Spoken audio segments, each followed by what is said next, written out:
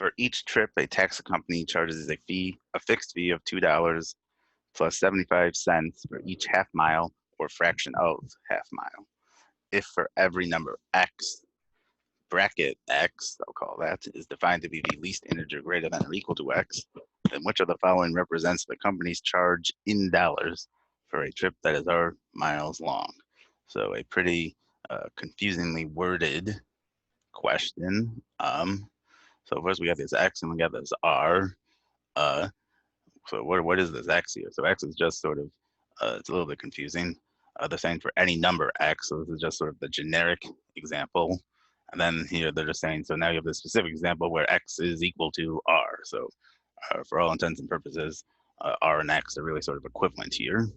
And then we gotta solve for the cost of our trip, or an equation that represents the cost of our trip. So how can we do that? So one thing we can do is we can just we can come up with one example to just see what is going on here. And so what we want to do is come up with an example where the length of the trip is something other than an integer or a number ending in 0.5, because you want to see what this rounding rule is up to. And if you use either an integer or a number ending in 0.5, you wouldn't have to use the rounding rule, because they say it's defined to be the least integer greater than or equal to X. So in this case, let's say we have a trip that is 2.2 miles. So what would this mean? So the cost of our trip would be equal to, so first we got this fixed fee of $2, so $2 plus, and then we have 75 cents, and 75 cents for every half mile increment. So you can think of it as 75 cents times the number of half mile increments. So in this case, if we went 2.2 miles, so first we would have half a mile, then 1 mile, then 1.5 miles, then 2 miles, and then we got this 2.2. But they say this 2.2 just gets rounded up as if it were another half mile. So this counts as a full half mile. So in terms of the number of increments we really have 5. So our cost for our trip in this case would be 2 plus 0.75 times 5. So which of these equations here represents this? So we can start by saying, so first of all, anything where we're dividing by 2 isn't going to be right, because what did we do here? If we get charged twice every mile, because we get charged by the half mile, we should be multiplying our 0.75 by 2. What would this guy be? So another thing we notice is this fixed fee is sort of a red herring. It's sort of meaningless because all of our answer choices contain it. So we don't got to worry about that. We just really got to worry about this part here.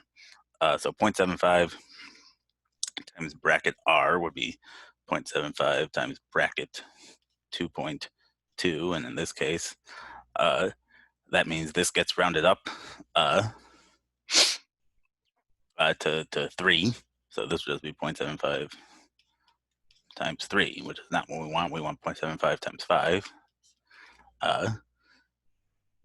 Then here we got 2 plus bracket 1.5 R. And so what is 1.5 R? It's going to be 3 point something, right? It's half of 2.2 is 1.1. So 3.3. So this would be bracket 3.3. And that would get rounded up to 4, which is not what we want. We need a 5 here. And so E should be a correct answer just by process of elimination. Let's see if this is true.